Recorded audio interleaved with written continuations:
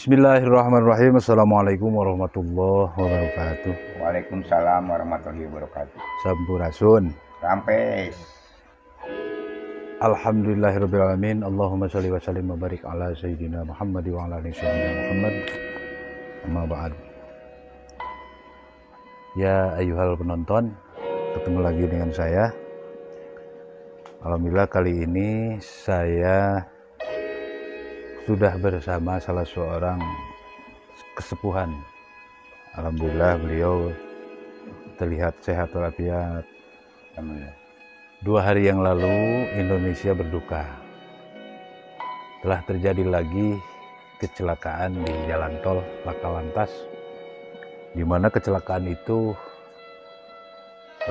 melibatkan 17 kendaraan kalau tidak salah, Pak.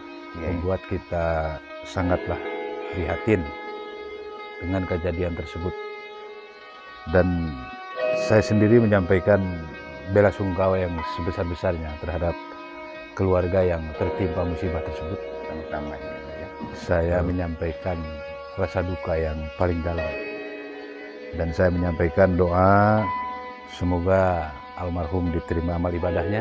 Amin, amin. Terus kemudian keluarga yang ditinggalkan Allah berikan ketabahan lahir dan batin. Amin ya Allah ya Rabbal Alamin. Sahabat-sahabatku yang baik hati dimanapun Anda berada, kenapa saya membahas tentang masalah tol kilometer 92 Purbalenyi? Jadi sahabat semuanya, kebetulan hari ini saya bersilaturahmi kepada kesepuhan. Setelah saya ngobrol-ngobrol sebelum kita sampai di hari ini, saya sangat terkejut ketika mendengar cerita Abah tadi. Apa cerita Abah? Jadi beliau bisa dikatakan mengerikan lah seperti itu, karena kalau tidak salah beliau pulang dari Jakarta, pas lewat tol kilometer 92 di tol Purbalenyi itu ada sebuah kejadian di luar nalar manusia. Maka dari itu mungkin siapa manusia yang mau celaka? Ya, tidak ada satupun manusia yang menginginkan kecelakaan, apalagi sampai merenggut nyawa. Tetapi dalam hal tersebut bukan berarti kita menyerah begitu saja. Semuanya juga ada sebab-musabab kenapa terjadi kecelakaan. Nah, terkait masalah kecelakaan kemarin waktu di kilometer 92 yang sudah beredar videonya di media sosial, ada apa sebenarnya di kilometer 92 Purbalenyi itu? Saya pikir di sana itu banyak sekali kejadian-kejadian yang menimpa pengguna jalan tol tersebut. Maka dalam kesempatan ini, biar tidak membuang-buang waktu, kita akan sapa kesepuhan kita, yaitu Abah Latif. Assalamualaikum Abah. Waalaikumsalam. Sehat, Bah?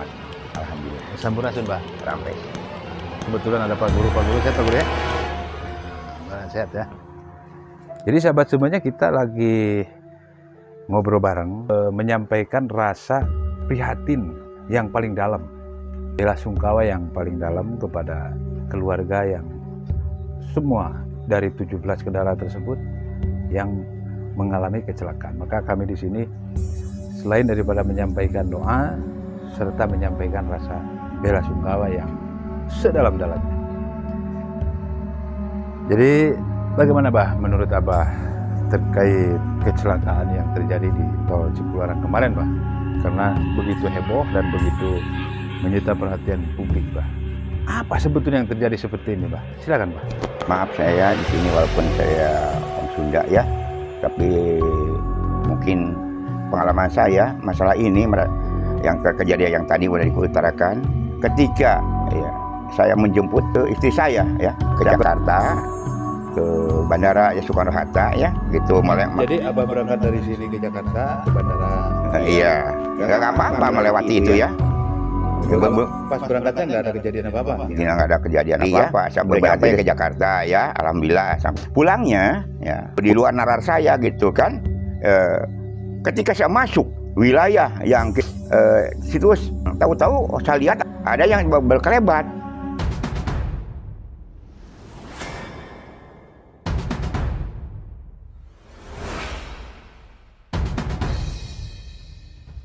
sebelah kanan saya ya, yaitu kejadian itu ada yang melayang, cuma kepalanya saja, gitu.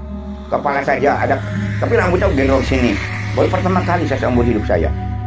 Jadi sahabat semuanya, apa yang beliau lihat pada saat di jalan tol tersebut kurang lebih di kilometer 90 ya. Iya gitu.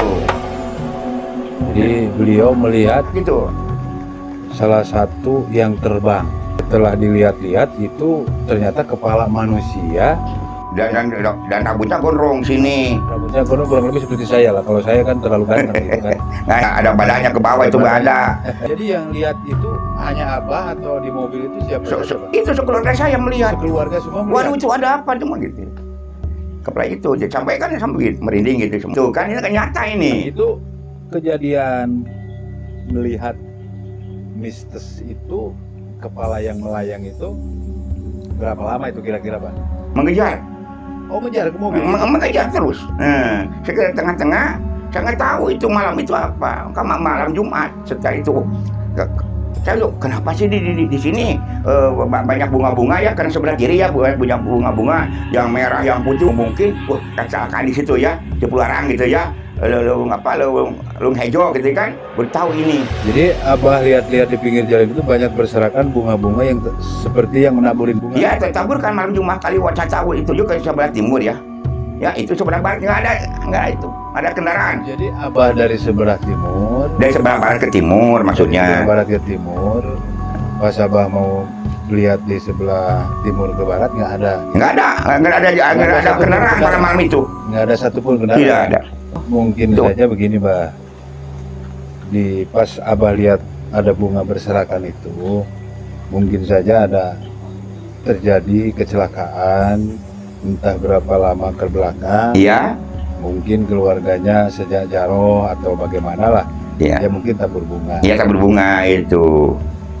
Nah, terus kemudian setelah itu kejadiannya hanya itu saja, Pak. Nah, ketika ya, yang itu terbang itu ya menghilang. Kemudian ada cahaya masuk ke dalam, kemudian ke depan saya di sini. Nah, di situ saya sadar situ. Saya langsung. Jadi ada cahaya yang masuk ke abah. Yang masuk dari luar ya. Iya dari luar. Masuk ke dalam mobil saya. Masuk ke dalam mobil. Karena supir saya di depan, saya di belakang dia, di sebelah kanan isi saya, sebelah kiri saya, masuk ke tengah-tengah. Disitulah saya. Alhamdulillah karena ya mungkin yakin kepada yang Maha Kuasa, minta keselamatan, mentah lagi tuh. Cahaya itu dari dia masuk ke istri saya, dia masuk ke saya, mentah ke supir saya, ke punggungnya. Ya, sehingga perasaan dia itu terus dia mengendalikan mobil itu kayak gini aja. Kepada setir. Jadi si cahaya itu kena ke supir abah. Ya, kemudian dia mentelungkup kepada itu. Kemudian setelah kena cahaya itu dia langsung ke setir gitu. Begini aja gitu ya. Ya, bayangkan aja kan. Kalau nggak itu mungkin saya celaka itu mungkin disitulah. Enggak kejadian apa-apa itu, Bah? Enggak. Dikepinggirkan begitu? Ya, enggak. Mau bilang maju aja, laju aja. Saya terus, ya Allah, ya Allah, ya Allah. Kalau semua sadarkan itu kan, akhirnya dia berhenti. Ya. Mobil itu dengan si Tony namanya itu itu. Ada apa Tony? Nah, begitu saya berbicara ya. Ada apa? Wah, Bah. Itu ada eling ya. Ada gerbang kelihatannya. Pintu gerbang tol itu sebetulnya nggak ada. Jadi kelihatan di oleh Tony itu ada pintu gerbang. Pintu gerbang.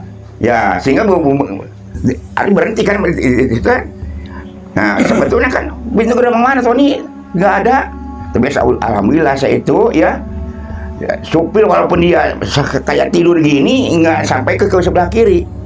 Soalnya ke sebelah kiri, waduh udah saya katanya udah menanyakan dia saya inilah lubang hijau yang kecelakaan baru saya merinding ya. Ketika itu udah ada maju lagi Tony begitu nggak ada itu pintu gerbang. Ya, terus bayar bareng-bareng nggak ada. Kata supir abah itu yang namanya Tony itu lihat ada pintu gerbang di depan. Iya.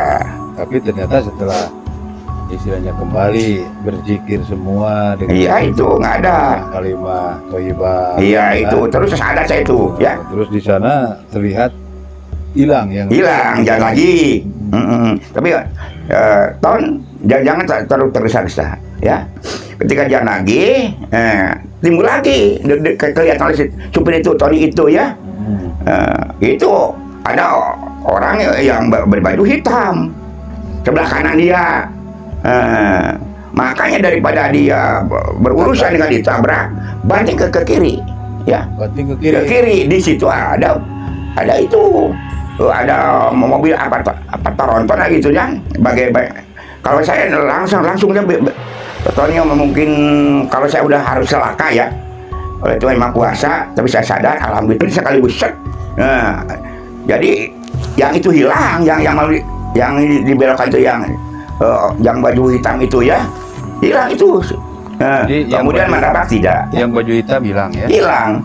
Akhirnya saya juga enggak sekaligus tahun itu, ya, tidak nabrak kepada itu. Bayangkan aja kalau saya tidak selamat, tentu Yang Maha Kuasa atas kesadaran saya, ya, pengalaman saya ini, ya, selalu ingat kepada Yang Maha Kuasa. Nah, kodanya saya kalau di sini akhirnya berhenti dan tidak lempar ke sebelah kiri. Bayangkan aja, ya, kalau saya seandainya tidak sadar semuanya, udah saya masuk jurang ke sebelah kiri. Bayangkan itu akhirnya udah berhenti di situ dulu, tenangkan diri. Kemudian yang mobil yang itu, yang kayak Toronto itu ke situ, ya. Tapi keanehannya ke situ nggak ada itu, ya? Karena Jumat Kliwon yang paling banyaknya itu. Kelihatan oleh saya semuanya ngelihat ada bunga-bunga sebelah kiri cuma, dan tidak ada sekitar hampir jam 12 malam atau kurang lebih ke atasnya, lewat ke situ. Akhirnya saya memutuskan udah aja saya cari rest area yang sebelah kiri. Akhirnya saya nyampe ke situ. Alhamdulillah, saya mengatakan berhenti dulu, Ton. Nah, ngobrol-ngobrol, waduh. Saya alamin. Begitu, saudara. Oke. Dulur, Ya. di pengalaman saya ini, Iya, Bang. ya, ketika jemput istri saya dengan anak saya, dengan Tony, ya, udah bicara di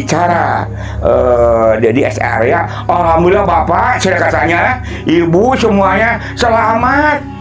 Itu di situ kejadian-kejadian, termasuk siapa itu dan istrinya yang siapa itu penyanyi itu.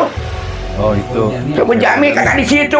Waduh, ya Allah, ya Robi, saya sampai itu. Alhamdulillah.